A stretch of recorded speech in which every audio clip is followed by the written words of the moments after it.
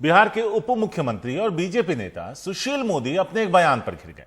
दरअसल सुशील मोदी ने कहा था कि राजस्थान सरकार ने बिहार के छात्रों का ट्रेन किराया देने से इनकार कर दिया। तब बिहार सरकार उन्हें अपने खर्चे पर वापस लाई, जबकि बिहार सरकार के अधिकारियों का बयान सुशील मोदी के बयान से बिल्कुल उलट है। उधर अधिकारी कह रहे हैं कि बिहार सरकार ने खुद से ये घोषणा की थी कि वो कोटा से आने वाले बच्चों का खर्च उठाएगी, इसलिए उन्होंने ऐसा किया।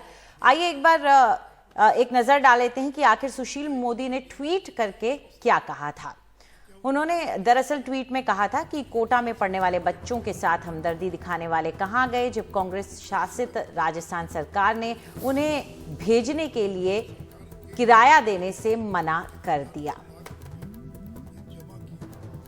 हमारे सहयोगी मनीष कुमार हमारे साथ पटना से जुड़ गए हैं। मनीष, रोज ही आपसे बात होती है, लगता है कि बिहार सरकार की प्रायोरिटीज इस कोरोना काल में बहुत ही गलत हैं। जो बात 3 हफ्ते पहले हो चुकी थी, बच्चे आ गए, सब कुछ सुरक्षित हैं, उसके पैसे को लेकर के लड़ रही हैं, जहां की मुजफ्फरपुर में उनके प्लेटफॉर्म पर एक महिला की मौत हो गई गर्मी से।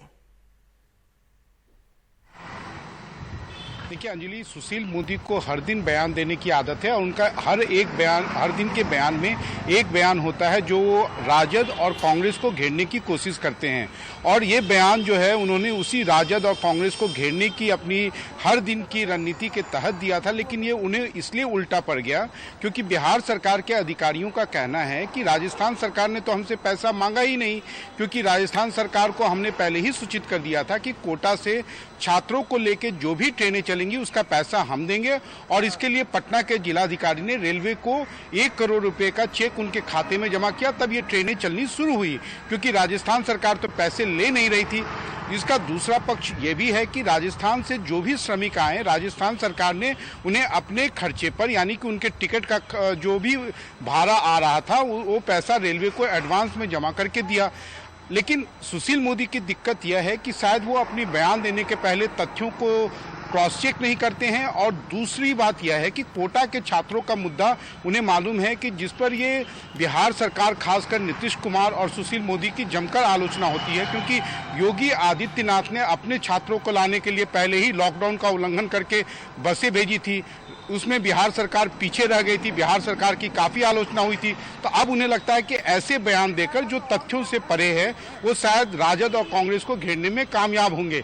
लेकिन इस बार कांग्रेस के, चाहे वो राजस्थान के मंत्री हों या बिहार में जो कांग्रेस के विधान परिषद या विधान सभा के सदस्य हैं, वो उनका खुलकर उनको जवाब भी दे रहे हैं, उनको चुनौती भी दे रहे हैं।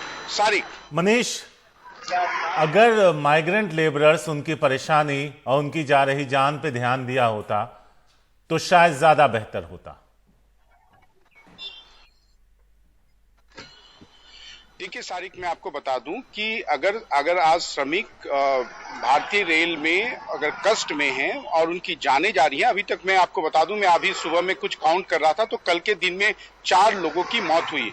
इसका एक ही कारण है कि भारतीय रेल ने शुरू के जो 10 दिन थे सारिक, उसमें ट्रेनें काफी अच्छी से चली, खाना पानी सबका इंतजाम हुआ, लेकिन बाद में इन्हीं ट्रेनों के माध्यम से कहीं ना कहीं एक राजनीति शुरू हुई, विपक्षी दलों की सरकार को घेरने की कोशिश हुई और नियमों को बदलाव किया गया। जो नियम था कि पहले आप दोनों राज्य, यानी कि जहां से ट्रेन शुरू होगी, जहां ट्रेन खत्म होगी, दोनों राज्य की कंसेंट से चलाया जाएगा, उस टर्मिनेटिंग राज्य का कंसेंट आपने खत्म कर दिया। उसके बाद ट्रेनों में भेड़िया दसान लोग भीड़ जो है वो खूब जमकर आने लगी, जिससे जो लोग अंदर थे उनको और ज्यादा परेशानी हुई। तो जब ये राजनीति शुरू हुई, वही आज श्रमिकों की मौत हो या श्रमिकों की मुश्किलों का जड़ में है। और चूंकि ये बिहार में मौतें हो रही है तो बिहार सरकार इस पे कभी रेलवे के ऊपर सवाल नहीं उठाएगी, क्योंकि ये डबल इंजन की सरकार है। अपनी सरकार को वो आखिर घेरे तो कैसे घेरे, लेकिन दबी जुबान में सब स्वीकार करते हैं कि जब तक आपने श्रमिकों को केवल पहुंचाने का उद्देश्य रखा तब तक कोई दिक्कत नहीं थी, कोई बवाल नहीं था।